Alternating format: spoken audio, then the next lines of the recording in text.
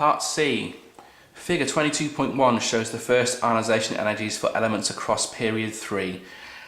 Part 1. Add a point to figure 22.1 for the first ionisation energy of the element with Z equals 10. Now Z is therefore referring to the atomic number, so the element with the atomic number of 10 is neon. Okay, so therefore it's actually a slightly misleading question. This is period 3, but actually then what they're asking you to do is work out an element that's in period 2. So because neon's in the previous period, it's a noble gas, it's stable, therefore its first ionisation energy is going to be significantly higher than this one, which would be sodium. Okay, so you're adding your dot to this one, it's got to be significantly higher. So I would put your dot around here. Now you don't need to join it up, we do it anyway, but make it nice and clear where that dot is. Okay, if you put it anywhere below 1500, you wouldn't get the mark. All right, think about it. Neon is in the previous period, its ionisation energy has to be higher than element 18, which is argon. Okay, so your ionisation energy has got to be above the ionisation energy for the next one down in that same group. So it's got to be anywhere above 1500. So it doesn't matter where you put it as long as it's above the 1500. Part 2. Estimate the energy required to form one sodium ion from one sodium atom. Give your answer in kilojoules, in standard form, and the two significant figures. Okay? Wow, okay. Let's think about this one. The ionisation energies here are given in kilojoules per mole. Okay? So, what I've got now is to therefore, if I want to work out the ionisation energy for one particular particle, I've got to divide the ionisation energy for the number of moles by the number of particles in a mole. Okay? So the ionisation energy of 1 mole of sodium ions, a sodium atom, is 500 kilojoules per mole. So if I divide that by Avogadro's number, because there's this many sodium ions in 1 mole, okay, that will give me an answer of 8.3 times 10 to the minus 22. Okay, that is it, that is your answer. Okay, so let me explain that one again.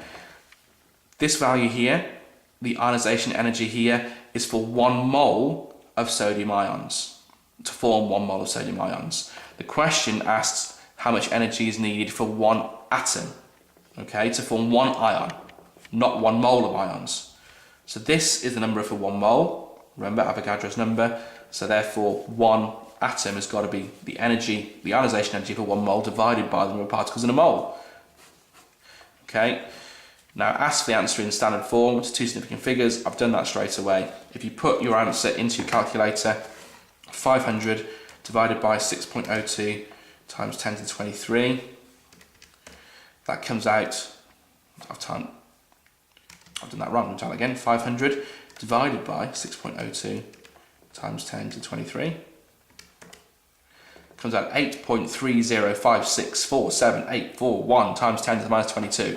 Okay, so remember, the question's asked for the answer to be given in standard form to two significant figures. So 8.3056, two significant figures is 8.3. So you stop it there, and that's where your answer comes from there. Part 3. Explain why the first ionisation energies in figure 22.1 show a general increase across period 3. Okay, so we're going to be ignoring the little dip here between elements 12 and 13 and 15 and 16, looking at the general increase. Now we have looked at these patterns time and time and time again. Okay, it's the standard response. You're looking to explain why ionisation energy increases across a period. So think about your 3 factors. What are the 3 factors that affect ionisation energy? We've got atomic radius, we've got nuclear charge, we've got electron shielding,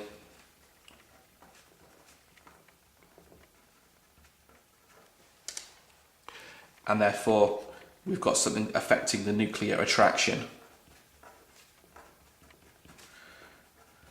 So you haven't got to write reams and reams on these answers. You can bullet point, do not be afraid to do that. So what's happening across the period? Atomic radius decreases across a period.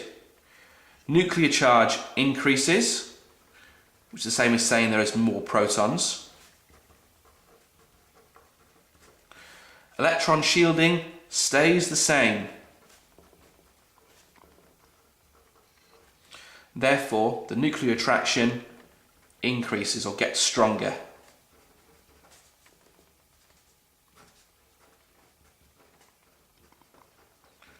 Needing more energy to remove the electrons, hence why the ionisation energy increases. Okay, these questions come up regularly on year 1 papers. They're always worth 3 marks, but what I've done here is try to hedge my bets, okay, because they tend to give 1 mark for more than 1 marking point. Okay, so in this case, you get a mark for nuclear charge. So if you stated nuclear charge increases, or you said the number of protons increases, that's a mark.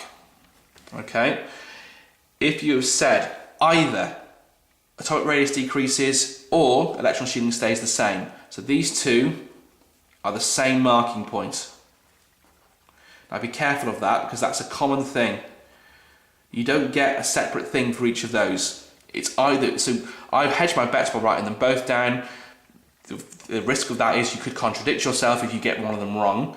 Okay, but so go for both if you're absolutely certain you know the correct answers. Atomic radius decreases, electron shielding stays the same. Either of those will be your second mark, and then your third mark is for the effect on the nuclear attraction. The nuclear attraction is getting stronger or increasing. Okay, there we go.